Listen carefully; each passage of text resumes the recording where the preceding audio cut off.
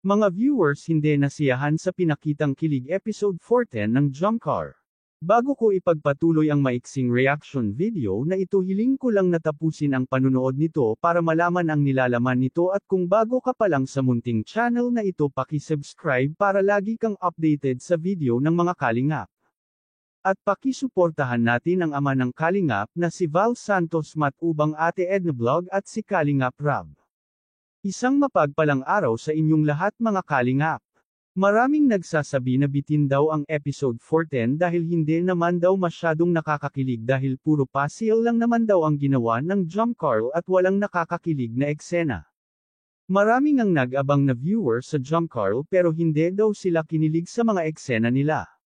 Sinabi ni Kalingap Rab na paka-aabangan ng episode 15 at may gusto sila ibalik na talagang kikiligin ang mga viewers. Ang ibig tukuyin ni Kalingap Rab ay gusto niya ibalik ang Jowa Challenge.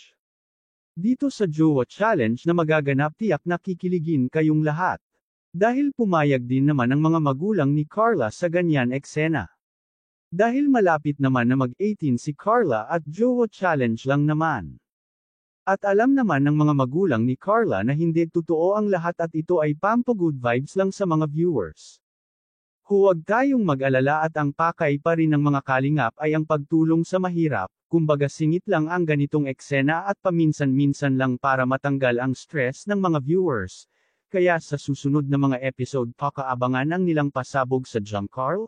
Hanggang dito na lang ang update ko mga kalingap, at maraming salamat sa patuloy na pagsuporta sa aking munting channel.